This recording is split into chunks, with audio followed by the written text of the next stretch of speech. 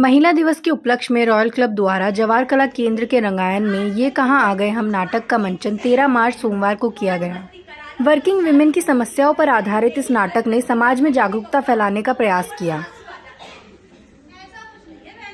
गीत संगीत से भरपूर इस नाटक में हास्य रस को दर्शकों ने भी खूब सराहा। रुचि गोयल लिखित व निर्देशित इस नाटक में अनीता जैसलमेरिया, स्निग्धा, मधु खंडेलवाल, चंचल लक्की, पुष्प जसोरिया, सरिता खंडेलवाल, ऋतु जैन, कृष्ण शर्मा, अनुभूति चतुर्वेदी, अर्चना सतीजा, पारुल भार्गव, शालिनी अग्रवाल एवं मधु कोचर ने अपने अभिनय से रंग बिखेरे। गणेश वंदना स्वाति साबरिया, नैना और नित्य जूही, पिंकी, सोनल, मुस्कान, सुप्रिया, रेखा भाटिया द्वारा प्रस्तुत किया गया। 200 से अधिक सदस्यों के फ्रेंड्स व परिवारजन कार्यक्रम में उपस्थित थे।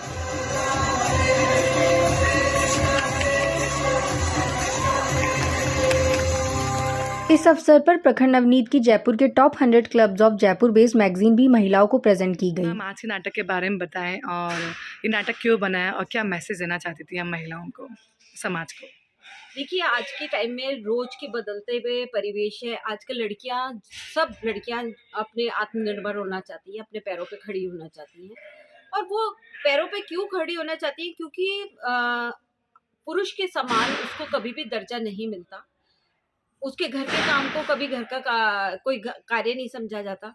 तो जो लड़के और लड़की के अंदर डिफरेंस है वो समाज में आज भी वहीं की वहीं कायम है। इसकी वजह से रोज तलाक के केसेस बढ़ते जा रहे हैं। मेरी खुद की समझ से तो बस एक यही हो सकता है कि अगर लड़की बदल रही है तो उसके साथ साथ उसके माँ बाप, उसके सास ससुर, उसके पति, सबकी सोच भी बदलनी चाहिए। आज का जो प्रोग्राम ये कहाँ आ गए हम, ये एक सोच के साथ चला था। वो ये कि आजकल बदलाव बहुत जल्दी हो रहे हैं, लेकिन जितनी जल्दी बदलाव हो रहे हैं उतनी जल्दी हमारे घर वाले उसे एक्सेप्ट नहीं कर पा रहे। रोज़मर्रा में हम लोग इतनी सारी न्यूज़ेस पढ़ते हैं न्यूज़पेपर में कि डिवोर्स केसेस बढ़ रहे हैं हमारे समाज में। बहुत ज़्यादा डिवोर्स केसेस के अलावा हस्बैंड वाइफ में और फैमिलीज़ के अंदर कोऑर्डिनेशन नहीं हो रहा। और आजकल की लड़कियां ऐसा घर चाह रही हैं शादी के टाइम जहां पर सास ससुर साथ में ना रहें। तो ये जो बदलाव है ये सोसाइटी को बहुत ज़्यादा भ्रमित कर रहा है।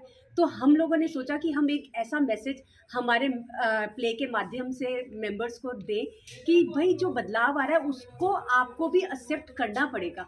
और मैं भी एक वर्किंग सास रही हुई हूँ और मैंने रियल जिंदगी में मैं ICICI बैंक से रिटायर्ड हूँ।